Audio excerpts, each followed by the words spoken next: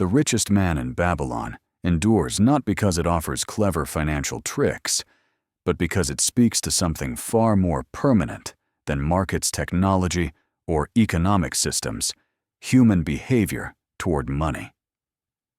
Written as a collection of parables set in ancient Babylon, the book feels deceptively simple.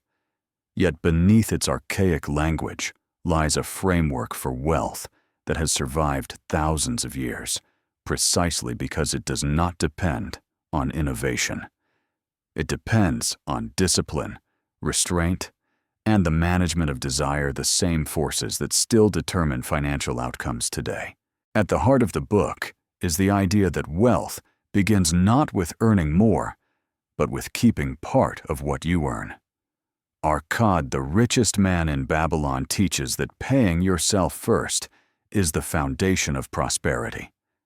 This lesson sounds obvious, yet it remains deeply countercultural in every era.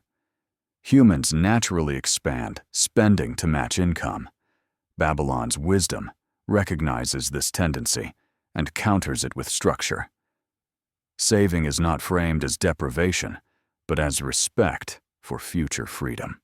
Modern readers often search for complex investment strategies, but the book reminds us that no strategy works if there is nothing left to invest.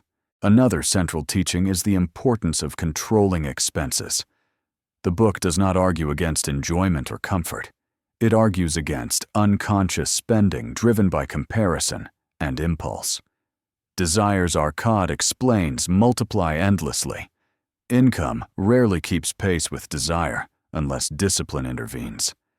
This insight feels ancient, yet it maps perfectly onto modern consumer culture, where advertising and social pressure constantly inflate perceived needs. The Babylonian lesson is not to eliminate pleasure, but to distinguish between desires that enrich life and desires that quietly enslave it. Wealth grows when spending is intentional rather than reactive. The book also emphasizes making money work for you, rather than relying solely on labor. Arkad teaches that gold must be put to work so that it produces more gold. This is the seed of compounding expressed in story rather than formula. The wisdom here is not about speculation, but about participation in productive activity.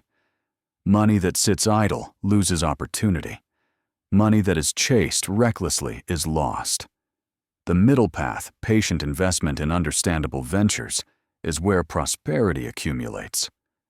The ancient framing highlights that the challenge is not access to opportunity, but judgment about where and how to deploy resources. Equally important is the warning about protecting capital from loss.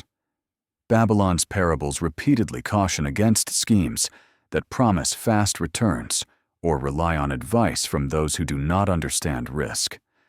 This lesson feels strikingly modern, from speculative bubbles to get rich. Quick narratives. The temptation to shortcut the process remains constant. The book teaches that losing principle sets progress back far more than missing opportunity. This emphasis on capital preservation aligns closely with the thinking of modern financial legends, who understand that survival is the prerequisite for growth. Another timeless lesson is the value of seeking wise counsel. Arkad advises learning from those who have proven competence rather than from enthusiastic amateurs. This principle speaks directly to modern environments flooded with opinion, noise, and confident voices lacking experience. The book recognizes that bad advice is often delivered with certainty, while good advice is grounded in humility and track record. Wealth grows faster when learning is intentional and filtered through proven wisdom rather than social influence.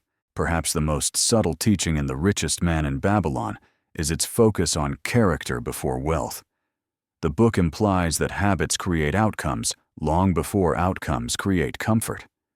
Discipline, patience, honesty, and restraint are portrayed as financial tools, not moral virtues. This framing is critical. It suggests that wealth is not something that happens to people, but something that follows from how people consistently behave. In this sense, Babylon's wisdom is less about money and more about identity, because the true strength of Babylon's wisdom is not that it sounds sensible, but that it remains brutally relevant in a world far more complex than the one Akkad lived in. Modern finance has changed the tools, the speed, and the scale, but it has not changed the psychological traps that keep people poor or make them lose what they have built. Part 2 is about translating these ancient principles into modern life, where the challenge is no longer survival in a walled city, but discipline in an environment designed to erode it. The principle of paying yourself first becomes even more powerful in the modern era. Today, income is fragmented, expenses are automated, and temptation is constant. Without structure, money disappears silently. Babylon's lesson was simple: save at least 1/10 of what you earn. Modern interpretation does not require a specific percentage, but it does require automation and priority. Savings and investing must happen before lifestyle expands, not after. Financial freedom today, just like in Babylon, is built not on how much you earn, but on how consistently you keep and deploy what you earn. The teaching about controlling expenses is perhaps the most uncomfortable in modern culture. Babylon warned that desires grow faster than income. Today, social media advertising and comparison amplify that truth relentlessly. The lesson is not to live ascetically, but to live deliberately. Every recurring expense becomes a claim on your future time and energy. Akkad's wisdom translates directly into modern budgeting philosophy. Spend on what meaningfully improves your life, and cut ruthlessly what exists only to impress or soothe insecurity. Wealth grows fastest when spending aligns with values rather than impulses. The idea of making money work for you takes on new dimensions in modern markets. Investments, businesses, index funds, and retirement accounts are simply contemporary versions of Babylon's gold put to work. The danger, however, remains the same. Chasing returns without understanding risk leads to loss. Babylon warned against schemes promising fast riches. Modern markets offer endless versions of the same temptation: speculative trading, hype-driven assets, and leverage disguised as opportunity. The ancient lesson holds firm: invest only where you understand how value is created, and allow time to do the work that impatience cannot. Babylon's emphasis on protecting capital is arguably more important today than ever. Access to leverage margin and speculative instruments is easier now than at any point in history. The book's warning that gold slips away from those who invest without caution reads like a direct critique of modern excess. Protecting capital in the modern world means diversification, avoiding leverage, early maintaining liquidity, and refusing to risk money you cannot afford to lose. Growth follows protection. Without protection, growth is illusion. The principle of seeking wise counsel is also amplified by modern noise. Babylon advised learning from those with proven success. Today, voices are louder, faster, and often disconnected from experience. The lesson is not to follow authority blindly, but to evaluate track record, incentives, and humility. Good financial guidance remains boring, cautious, and repetitive. Bad advice is exciting, confident, and urgent. Babylon's wisdom teaches us that the cost of bad advice is not just money, but lost time which cannot be recovered. Perhaps the most important modern application of Babylon's wisdom lies in its focus on character and habit. Technology cannot replace discipline. Apps cannot substitute restraint. No market innovation can protect someone who consistently overspends, chases excitement, or avoids responsibility.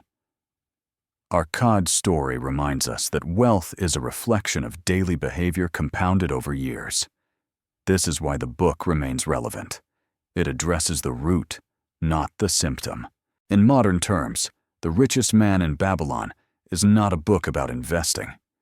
It is a book about self-governance. It teaches that before you manage money, you must manage yourself.